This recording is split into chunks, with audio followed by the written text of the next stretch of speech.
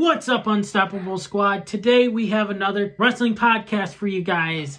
I'm Unstoppable Denominator, and over the phone we have Pistol Pete. What's up, guys? Sorry, we are doing this over the phone this week. We have... It's the only way, last minute things got in the way, so... Yeah. It's fine. But anyways, Unstoppable Squad. We're here. Yes, we're here for you guys this week. Thankfully. Could have missed this week's, but we're doing this for you guys. Anyways, Unstoppable Squad, our first topic is TNA. What a show they threw, though, by the way. Oh my god. All for Glory was absolutely incredible. Yes, it was. Absolutely incredible. My friend was actually there, by the way. I watched it this past Monday. Nice. So, My friend was there, and Mike Santana actually walked down where they were sitting. really? Yep. I'll have to show you. Have to show you the video at some point. He's got it on his Facebook. He actually walked down where they were sitting, and I was like, "Oh shit!" That's awesome. Yep, Not gonna cap. That is awesome. it was. Let's talk about how they have two winners for Call Your Shot: Frankie Kazarian and Nick, aka Dolph Ziggler. Yeah, Dolph Ziggler. Yeah. This was interesting. Basically, what happened was how the Call Your Shot gauntlet works. It's kind of like a Royal Rumble. Right. When they get the difference is when it gets down to the final two athletes in the ring, they're supposed to have a one-on-one match. Yep. Now, usually what transpires is, in fact, in every other Call Your Shot gauntlet, there would be a winner between those two. Yep. However, this time, both Frankie Kazarian's shoulders and Dolph Ziggler's shoulders hit the mat in a pinfall at the exact same time. Yes. Though the referees didn't agree on it, so they went to Santino Marella, and I thought what was going to happen Was a rematch. Was that they were going to restart the match. Right. Same. Until someone wins it. However, that is not what happened, because Santino Marella announced that for the first time ever, there will be a double victory. So now Nick Nemeth and Frankie Kazarian both get to use the trophy to call their shot whenever they want for a year. And they almost did it at Bound for Glory. Yes, yeah. I almost called him Ziggler, but Nick Nemeth almost did so. Yeah, well, Frankie Kazarian did as well. Oh, so, yeah, that's right. Okay. But Buddy, who was there, he said this might be leading into a storyline. Yeah, this is 100% leading into a story with them. They are both really great in their own right. It's not the outcome I would have predicted, or I'm not sure I would have done it like that, because I would prefer there to be one of them. But right. As the theme, that was kind of a theme of the night, because a lot of things happened that I didn't think were going to happen like that. But congrats to both of these guys. I'm sure this is going to be a good storyline. Right. And I will be tuning into TNA more. Yeah, same. So, I just wasn't able to watch TNA this week after the Bound for Glory situation, is because I literally forgot there was wrestling this week.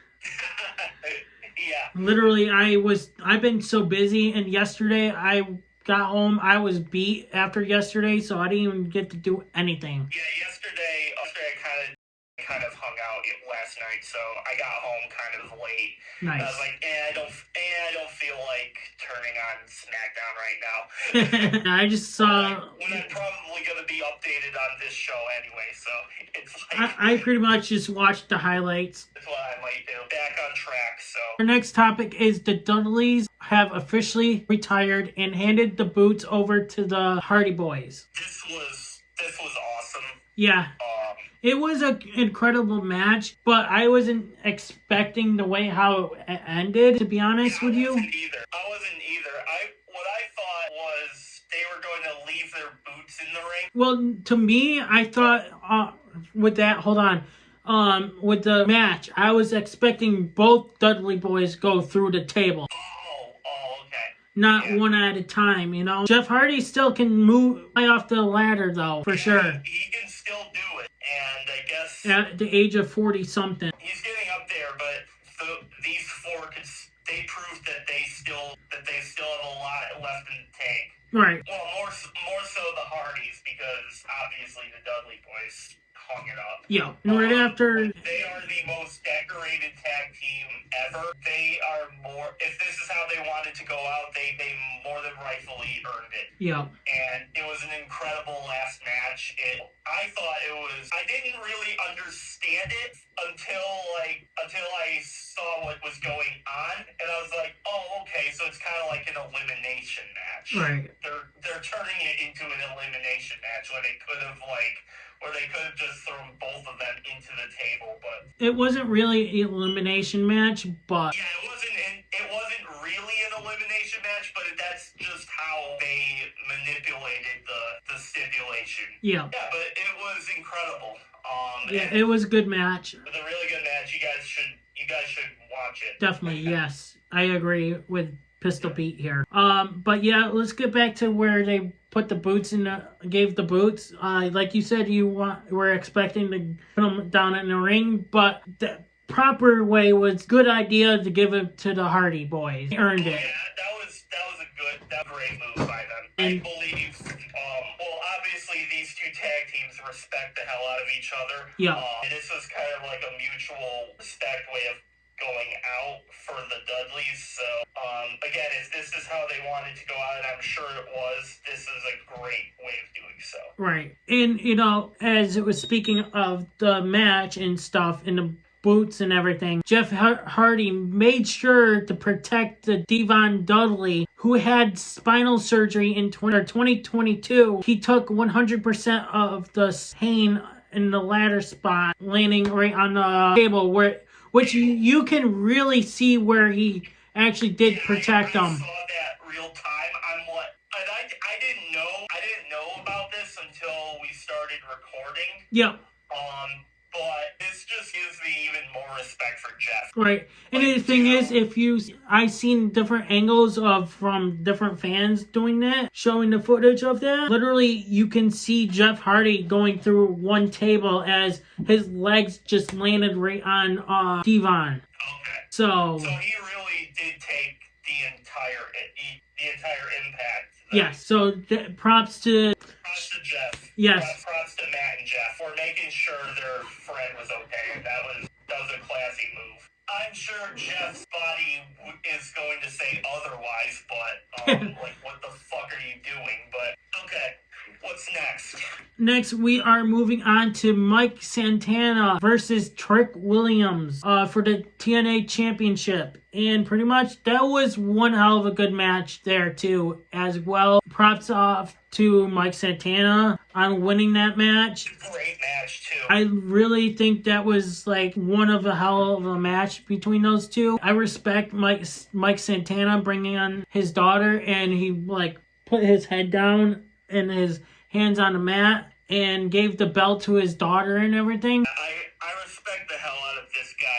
Mike Santana has really blossomed into one of like the best wrestlers in the world. I mean, he was always really talented, and you could always tell that he was a really good wrestler, and everybody respects him for it. The way he has been in TNA, it seems like his energy is at an all-time high, at least for me, and I really haven't seen Mike Santana like as this good. Yeah, the match with Trick Williams was just it was kind of like the cherry on top of the cake. Yeah. For me, because this entire pay-per-view was filled with really good matches, or matches that had me intrigued as to what the future of the brand will look like for the next year. Yeah, I respect the hell out of Mike Santana for what he did at Bound for Glory. Yeah, same. Props to him. And props to Trick too, because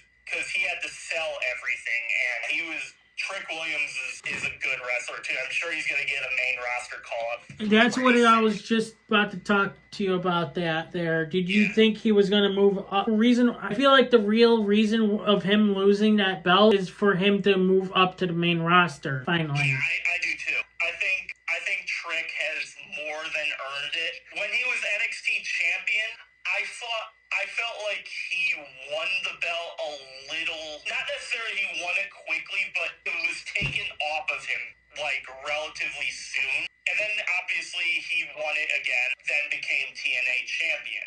And I think now that he's done basically everything that he can do, so I think it's time to move him up. Yeah, and see what they can do with him on main roster. Maybe reform the thing with Carmelo Hayes. Who knows? Maybe. Or maybe just start that feud again. That would be, either way, like I could see a lot more potential for him on the main roster than I can in NXT right now. Because I personally think he's done everything he can for that brand, so. Right, sorry. I'm just... No, you're good. I thought of one topic that we forgot to mention, put in our... I saw reports, we'll talk about that after. It's a long time for Trick Williams to... He should have been on the main roster a long time ago. It wasn't nothing for him to prove when Carmelo Hayes moved up to the main roster. Why didn't he join up there as well? Well, Carmelo was ready. He was more ready at the time. For Trick, he had to prove himself as a single star. He had to prove himself... Yeah, but that he could hang with someone other than Carmelo Hayes. Yeah, but the thing is, after losing the belt twice of NXT belt, he should have been moved up. But yeah, I agree with giving him the TNA championship. Now he maybe can move up to main roster now. I don't think he needed it, but now that he lost the TNA World Championship, I think, if they were going to move him up at any point, it would be now. Right. It would be now. And I think he's more than earned it. Reports are saying that wouldn't be the only one that will be moving up. It would be Obafemi, which we actually talked about, I think, last week's podcast. Yeah, Obafemi should have been called up a long time ago. Right. And then I guess there was reports as well with Jordan Grace is moving up to the main roster, and maybe two other people are going to be moved up, as I seen. Oh man, so Jordan Grace isn't gonna have the NXT belt. I guess not. I guess she's already. I thought that was like a shirt given. Like when you signed Jordan Grace, who was probably the greatest Knockouts World Champion ever. The first thing you do is not give her the NXT championship. Like what are we doing? Right. And now, if this report is true, well, first of all, just her TNA resume alone is enough to get her to the main roster. Yeah. But I would have preferred her to have a singles title and before she gets called up. But now that if she's getting called up soon, it's going to be we're probably not going to see that. All right. But I'm kind of sad. We'll see what plays out. Yeah. Who's going to get called up in the next whatever. And I'm kind of sad about it. Who knows? Maybe she might stay on. She might want to say, hey, I just want to win the NXT championship before I move up. Hey, maybe she will say that, but I don't know. Who knows? We'll have to see. It's actually called up. But I hope so, but WWE. Yeah. Oh, you're ready. We're gonna move you up. Oh, cool. So I'm not gonna be NXT champion. Yep. Great. One title I actually want to win. Okay. I don't understand WWE sometimes because if I was a wrestler and I had to go through NXT, it wouldn't be a demand for me, but I would be like, I have to win the NXT championship. I have to do that before I get called up. Yeah, to prove myself that I came with the big guys up the main roster. Right. And you're just proving, again, not that Jordan Grace needs this, but, she has such a stacked TNA career. Yeah. To where I'm honestly shocked that she doesn't have, at bare minimum, the North American Championship. Yeah, same. Obviously, she should have both of them right now. Yeah, but, she is like the next. She's acting like she's the Big Papa Pump. Remember how Big Papa Pump? Yeah. How she has the big muscles and everything when he had them too. She's acting like him. I don't know how I feel about it because, again, she deserves something. Right. Next topic is about Seth Rollins. Apparently, reports are saying that he is injured from the coast to coast, which I think we actually brought up how the coast to coast where he landed on his shoulder. People saw him in a sling, and that's why WWE had wrote him off TV and also get kicked out of the division, which I don't understand why kick him out of the division. Yes, he's got to probably get surgery on his shoulder, but why now? I get you guys. I don't normally go, oh my god, wow, because I know everything is scripted. Someone had to sign off on these in order for it to go through on TV. I get all that, but they just formed this faction not too long ago. Yeah, like about 6 months ago. Yeah, they formed it after WrestleMania. So it's why are you just breaking this up now? Right. Is it because Seth Rollins said he doesn't need them? My answer to that would be yeah, but Seth has said things like that numerous times. So, this should be a given. And again, it makes the faction not make sense to me because why are you turning on Seth right now? That makes literally zero sense, and I did not see this coming at all. Yeah, either did I. However, I was talking to a friend of mine about this. Now that they did pull the trigger on this, give Braun Breaker a shot at the title. You think Seth Rollins is going to relinquish the belt, or is he going to be still the champ? Yes, I think reports are saying that he will have to relinquish the title, but reports are also saying, and it's a good thing we talk about this before we get into it. Reports are saying backstage is this guy really injured because of what he did with CM Punk? Faked his injury with the crutches and everything? Yeah, there is reports saying that too. You never know, but with that coast to coast, he did land on his shoulder for sure. Yeah, he definitely did. He definitely landed on his shoulder, and it would not surprise me at all. And if he got hurt right there. And speaking of this, right? You know how Finn Balor won the title and everything? This could lead into a good storyline where he actually wins the belt. And when Seth Rollins comes back and wants the title back, right? Finn Balor can laugh and say, haha, no, not get a title shot for years. Like how... Yeah, because this is pretty much the equivalent of the Universal Championship. Yeah, because Seth Rollins did laugh at Finn Balor for getting injured and losing his belt. Yeah, he did. Could that mean he couldn't lead the division? Or could you be someone else leading the division, like Jey Uso, since he's been teasing the heel turn or something? Or could it be someone that we don't know, maybe from someone on the main roster, on NXT that's going to be moving up to the main roster, I mean? I can totally see that happening. The way they did Finn Balor still pisses me off. The way they have been doing Finn Balor dirty time after time still pisses me off. Right. Finn Balor is my favorite wrestler in the company, and the way they have treated him since he won the Universal Championship really bothers me. Same. It feels like once he came back, there was no real opportunity for the belt anymore. And the thing is, they just gave him tag team titles. They gave him not the main titles, mid-card titles only. Yeah. And that was about it. Yeah, it's just, I hope they do something with him.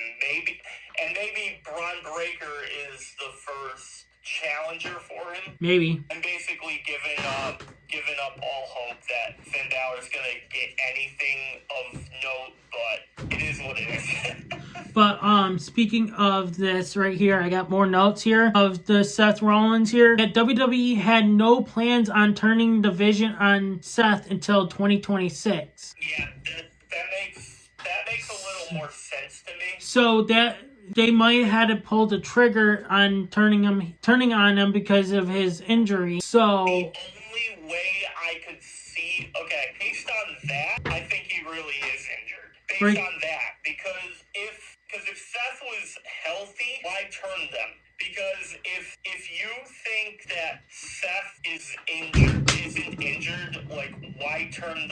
vision on him. So But that makes no sense to me. How, with that being said, I feel like you said, Braun Breaker's gonna go for the belt, and I feel like after whoever's gonna take over, right? I feel like they'll split up eventually. Paul Heyman's gonna go with Breaker, not Bronson Reed. Oh, so you think Braun Breaker's gonna be the next? Yes. Okay. I could see that actually.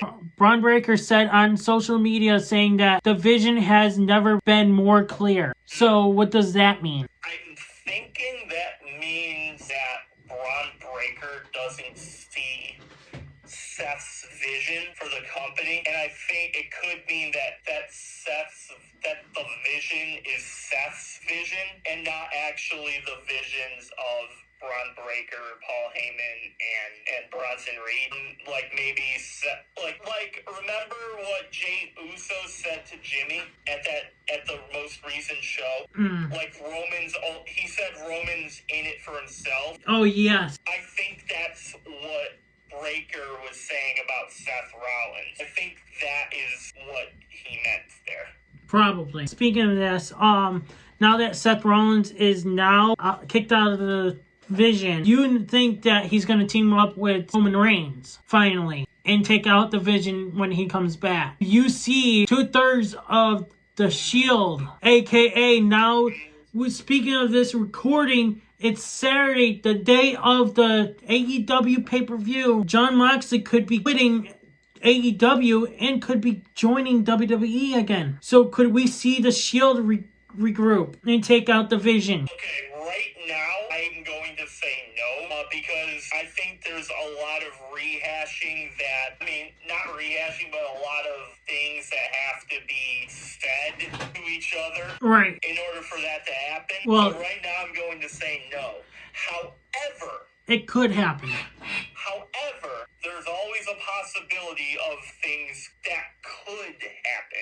So I think this could happen, but in the very distant future. The immediate one, no. However, if Jon Moxley leaves AEW, and that is official, if Jon Moxley officially leaves AEW and then signs with WWE, we can revisit this topic. Okay. We can revisit this topic, because I think that would be the only way those two, Roman and Seth, would be on the same side. Right. I think that's the only way that's going to be possible. All right, well, we'll come back to it if he does come back to WWE and maybe see this eventually. Reports are saying that Ridge Holland has announced that WWE will officially release him from the company this November. So with him being injured and everything, he's being released. So I'm guessing they don't have plans for him. But with WWE, they like to freeze the contracts while wrestlers are hurt. Yeah, this is a thing that, it's not just WWE. AEW has done this too,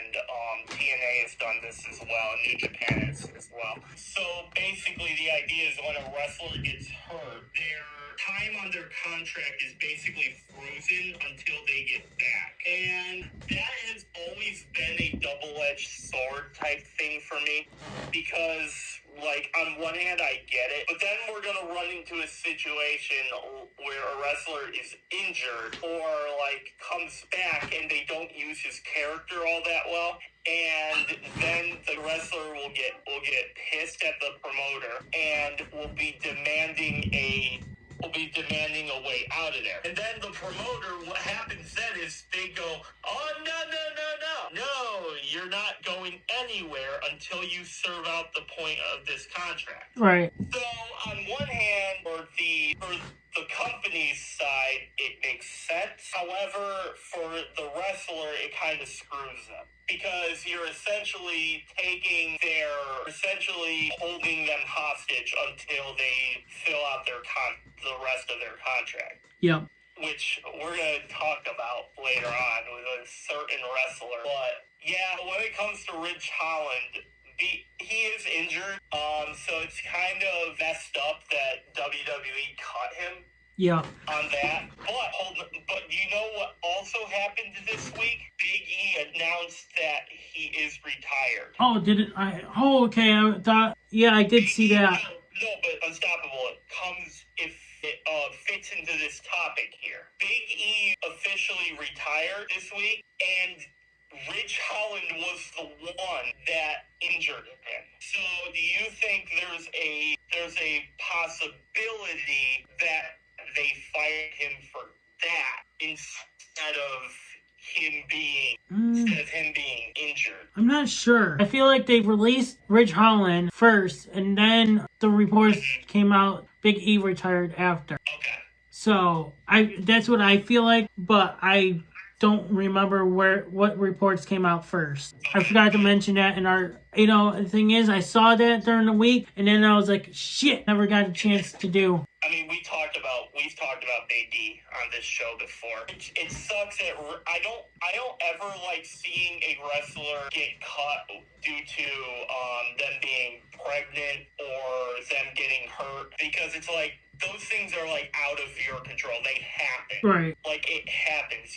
That doesn't give the company a right to fire you, because like that's something that's out of your control. I don't know. We'll see where he did say on Twitter, aka X, he did say he will be launching his own online coaching business. So he said stay tuned instead of going to WWE or doing wrestling or whatever. But Ridge Holland? Yeah. Yeah, okay, so he has something to do. So he's not gonna be out of a job. No. Okay, that's good then. Well, good for him. If this is what he wants to do, good for him. Right. It So just sucks that he got injured and then released during his injury. do you think this is like karma to him after injuring Big E? Well, that's what I was bringing up earlier. Right. That's kind of what I was. Oh, sorry. I earlier. wasn't paying attention because I think I got a message from Vulture. Okay. But yeah, I don't think it is, but it's just the things line up perfectly. Right. On one hand, Big E retires, but on the other, like, shortly around the same time, they release Ridge Holland. It's kind of like, it's kind of funny that they lined up like this. So maybe it is karma, but I don't really think it is. I just think it's a funny coincidence. Right. So The Rock says he should be John Cena's last opponent. And also, not just that, reports are saying that The Rock said that it's up to John Cena who he wants to face for his last opponent. So And it should be up to John Cena. It should be up to John Cena. Anyone he wants should be the final opponent, including if John Cena wants Gunther to be his final opponent, that's what he should get. remember what I tagged you in this yesterday about, let's see, what did I say? WWE has discussed the idea of John Cena winning the Intercontinental Championship from Dominic, which we have talked about this on the podcast. Yes, we did. So the reports are saying the idea of Cena winning the IC title from Dominic, the match right now is at Survivor Series. And it is being played for his final match with Gunther. That has been discussed via WON, Wrestle Absorber newsletter. Yes. So this just raises questions like is it really Gunther now? Or is it going to be anyone else? Could we see it be Dom Mysterio? there was reports of him being the last opponent too. But like I said, I feel like the title's gonna be on the line against Gunther and John Cena loses. There is also reports that John Cena does not. Natalia actually reported it, saying that John Cena doesn't really want to win his last match. So if that's the case, I'm just going to assume this is true and Cena does believe this for purpose of the discussion. So if Cena did say that and he does want to lose, then they better not make that a title match, because that is stupid. You never know. He might actually lose it to Gunther, like I said. Yeah. It doesn't even have to be against Gunther. It could be against anyone. Why not just have your final match be a match where you can the title doesn't have to be involved here. It could just be like a send-off for him. Right, or he could retire as a champion. Yeah, or he could retire as the champion. He wins it, then immediately relinquishes it. Yeah, leaves it in the ring. Ta-da! Yeah. Boom! There you go, WWE. Better booking right there. We can book us of the year. Bookers of the year. Yeah, and then he would truly be the last real champion. Yeah, seriously. It would be right in his character. Yeah, but it should be anyone Cena wants it to be. I wouldn't have any problem if it was The Rock. Right. If it was The Rock versus Cena as the final match, that would be great. That would be great. But I don't think The Rock can wrestle anymore. I mean, he could. Maybe if he was, maybe he could. We just don't know. He probably doesn't just. Well, I mean, he wrestled at WrestleMania last year. Yeah, he did, but like that was kind of a tag match, though. A gimmick match, though. Yeah. To have an actual match against John Cena, that would be a good Saturday night's main event type of match. But how much is really left in the tank for both of them? Right. We'll see when the time comes. We still got till December, so. There's only 4 more dates for John Cena. Like I said, we got till December, though, to find out who his last opponent's going to be. AKA, I think it's going to lead into WrestleMania next year. Rock versus John Cena. Whoever wins that match is better Hollywood star ever. There you go.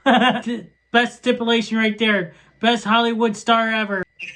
And remember how John Cena turned heel for The Rock and everything? You made me turn heel and you never came to my matches, or you never came when I won the belt or anything. Travis Scott was on my side the whole time. You weren't. There you go. That's good storyline right there, too. Yeah, it is. That's a good story. I don't know if you saw, but reports are saying once Samoa Joe's contract is up in AEW, he will be retiring in AEW. So that's kind of unfortunate.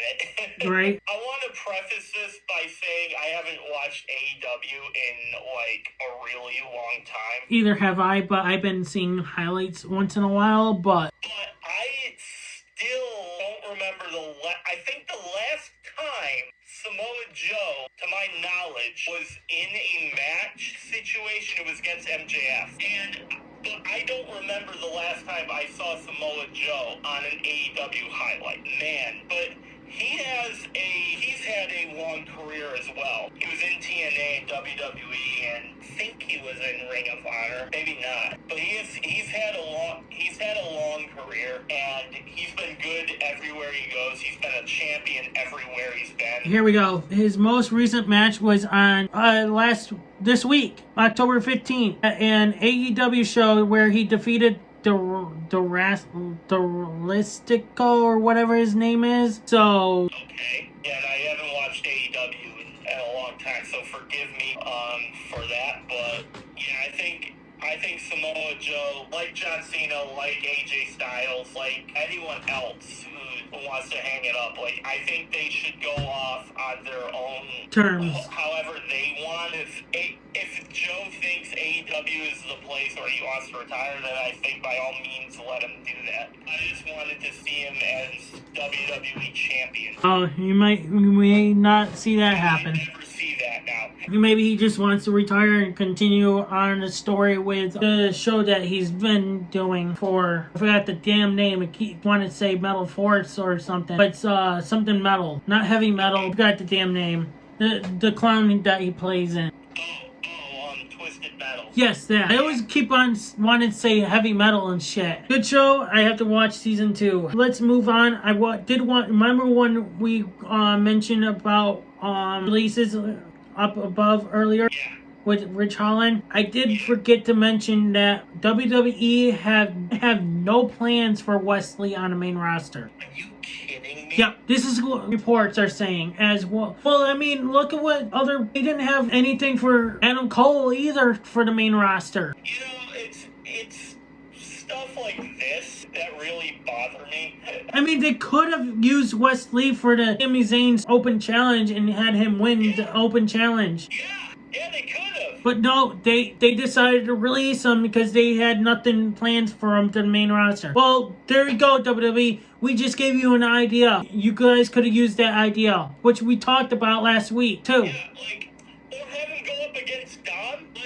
Bro, there's a bunch of different things you could do with Wesley. Holy crap. Yeah, they had that. That has to be a fake report. That's gotta be, because there's absolutely no way that WWE is that pathetic.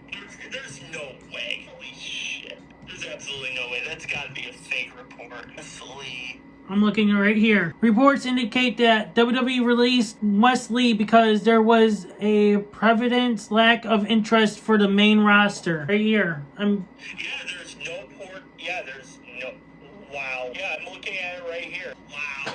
So all of that stuff he did in NXT was for nothing. Yep. Now, we talked about last week, he might go back to TNA to regroup the Rascals. Yeah, I think that's what he's gonna do now.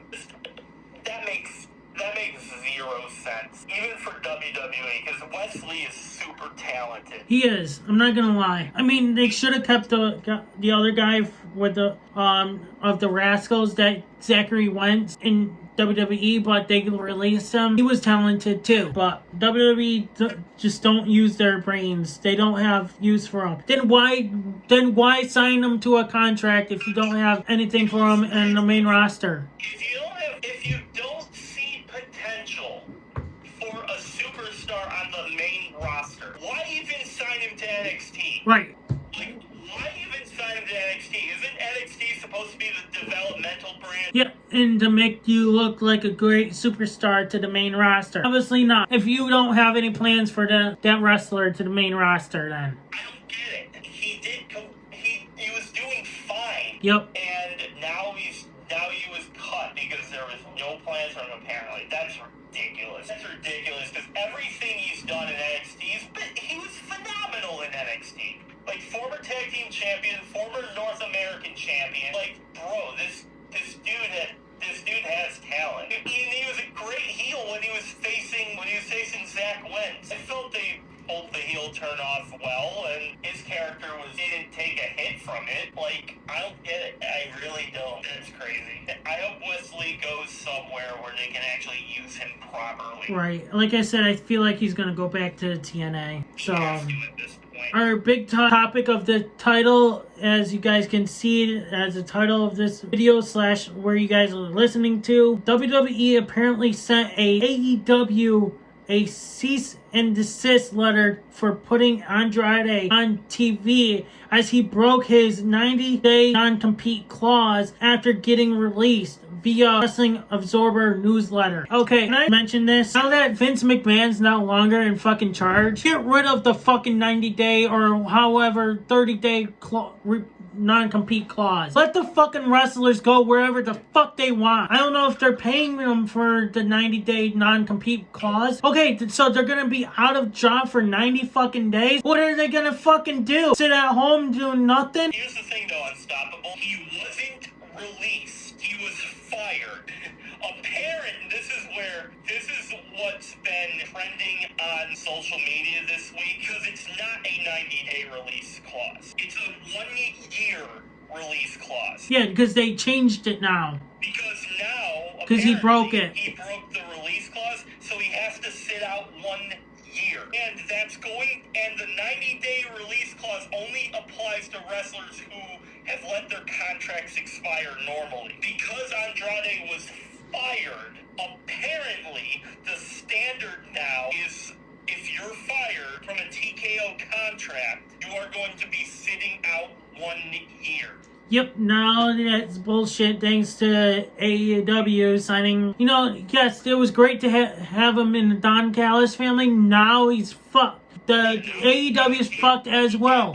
Now he's out of a job now. You know what's very shitty about this? Because he signed the contract, because he read everything and signed it, if he takes this to court, because he signed the contract, he's screwed. You think, okay, was it originally on a contract? Yes. Because I feel like this is something they just obviously decided to say out of the blue. Because I've never seen this ever in my life, a year. I've never seen that either. Never. But apparently, there is a section in the contract that was making waves. Hold on, let me see if I still have it. New TKO contracts reportedly include a clause where if you are fired for cause or breach of your contract, then you will have a 1-year non-compete.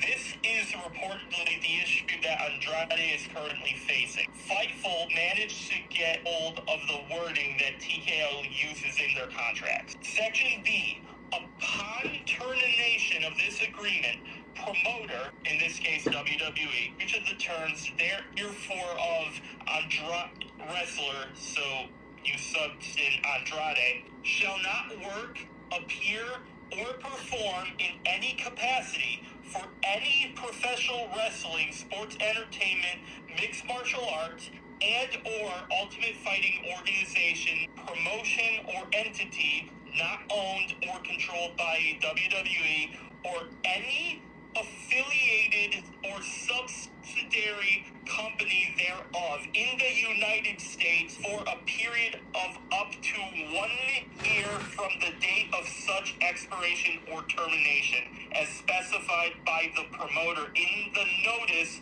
of termination, provided, however, that if no lesser is specified by WWE in the notice of termination, such period will be 1 year. That is apparently the official wording of the contract that Andrade signed. And because he was fired and signed the contract, he has no case if he brings this to court. To me, I think that to me, like I said, I feel like this is a whole bunch of bullshit right here. Like, non-compete clause, get rid of it. Let them fucking wrestle wherever they want. Yes, you own the fucking name. Great. Cool. Great. Let them wrestle somewhere else under a new name. I know. Have them wrestle under a different name. Yep.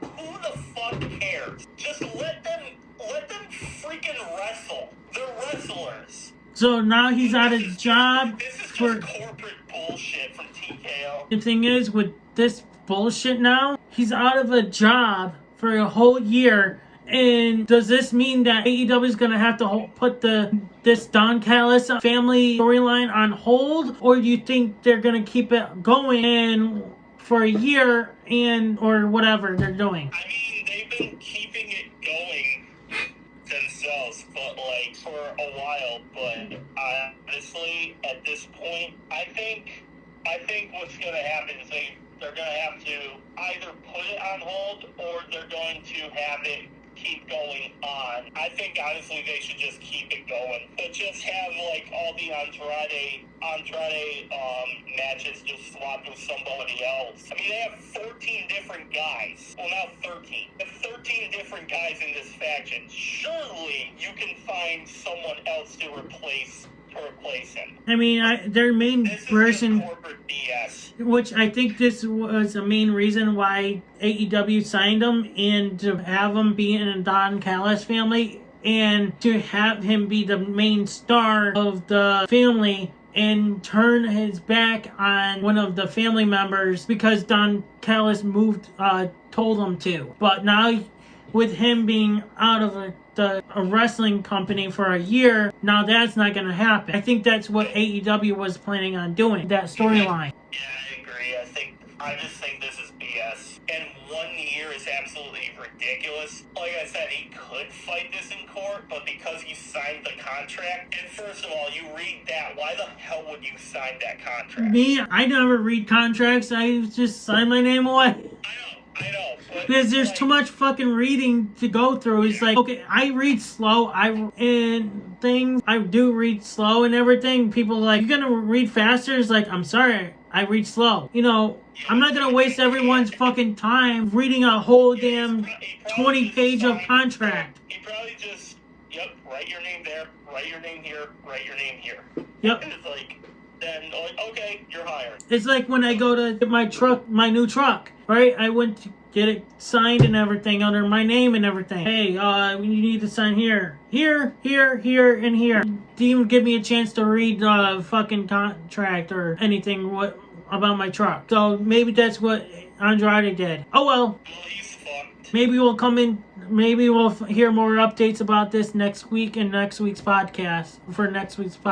Like I said, it's bullshit. They should get rid of the non-compete clause. Let them just go to another wrestling company for, as long as they can. Why? Because now Andrade is completely fucked. The storyline for Don Callis is fucked that they had for plans for. Anyways, we're gonna move on. Ilya Dragunov has accepted the open challenge for Sami Zayn's U.S. Open Challenge. The Miz was originally going to go out there, but Miz got attacked by Carmelo Hayes. So Ilya Dragunov pretty much took the opportunity to... So Ilya Dragunov took the Miz's spot then? Yes. Okay. Does this mean the Miz was supposed to beat Sami Zayn? I don't think so. I think maybe if The Miz was going to be in that match, he probably would have got attacked by Carmelo Hayes during that match. Yeah, maybe. So, Maybe, but I just like seeing a world where The Miz actually won the... but congrats to Ilya Dragunov. I just think that would have been hilarious. I mean, what is going on between The Miz and Carmelo Hayes is great because Carmelo Hayes didn't want to be associated with The Miz anymore, and Miz took offense of that. The Miz could have made Carmelo Hayes a Hollywood star, but Carmelo Hayes didn't want to be a Hollywood star. Screw The Miz. Oh shit! Screw you! Oh, that's another thing. Why haven't we got Miz versus John Cena yet? I know, maybe that... I don't think that's where they're leading that to, but... Like, why haven't they done that? I feel like that's a match they could have done. A fan said in the comments, I saw someone say that the waste of John Cena's tour thing was due to... They should have just never had Logan Paul versus John Cena, which I do agree on that. It could have been John Cena versus The Miz or someone else. I think that honestly would be better. But yeah, I won't talk about much more of Logan Paul because I know how much you hate him and everything, but... Okay, let's more focus on the person who won the match. Yeah, but I'm surprised This man tore his ACL. I'm actually surprised he's back. I thought he was gone. He tore his ACL. He was the person who beat Gunther for the NXT UK Championship. He got to the main roster. I forget who he faced, but in the match he tore his ACL. He's been out for an entire year due to injury. Comes back, and on his first night back, he wins the WWE United States Championship. I'm shocked that it happened because I thought Sami Zayn was going to do this open challenge thing before. He was facing Gunther in a match. Okay, so he sustained in a September 2024 match against Gunther. He tore his ACL injury. Okay, it was against Gunther then. Okay. It was on the main roster. Oh, wait, he tore his ACL during a match at a WWE live event, non-televised, last year. Oh, okay, so he tore it at a live event. Okay, that's why I don't remember who it was, because I didn't see it. I think Ilya Dragunov is one of the, in terms of NXT call-ups, this guy has skill. He has a lot of good things going for him, aside from the injury. But now that he's back, I think him winning the United States Championship, I have no issue with that whatsoever. Because this man is good. This man is a future main roster, probably world champion, though we gotta see what happens, but the future looks bright for Ilya Dragunov. Now, do you think he could ever face Gunther again and reclaim his, against Gunther since he got injured against Gunther on a live event? I don't know. But right now he's on SmackDown, so it might be a while. Might be a while before he faces Gunther, though. Now that he's on SmackDown. Yeah, I just think Ilya Dragunov's a really great talent. Yeah. To answer your question, I think it would be a little bit of time before he does, so I'm gonna say no. Alright, so our last topic of the day. So, as you guys seen, that Jacob Fatu has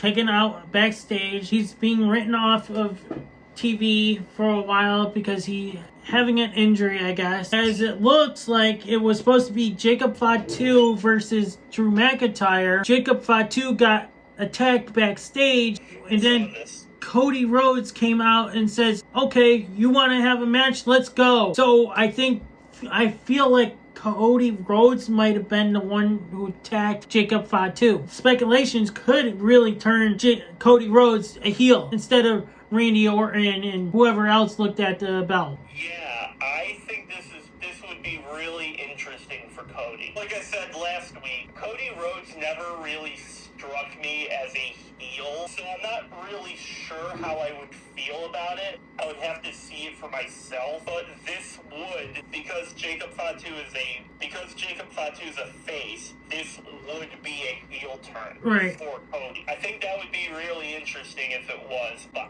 something tells me it's not Cody. Oh, I mean, once Jacob comes back, we'll see who attacked him. It's gonna be interesting to find out who.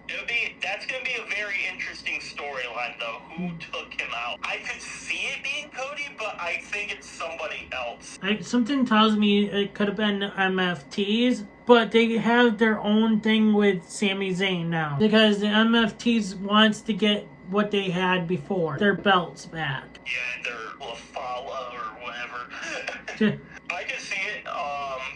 I guess we got to wait and see. All right. Is that everything?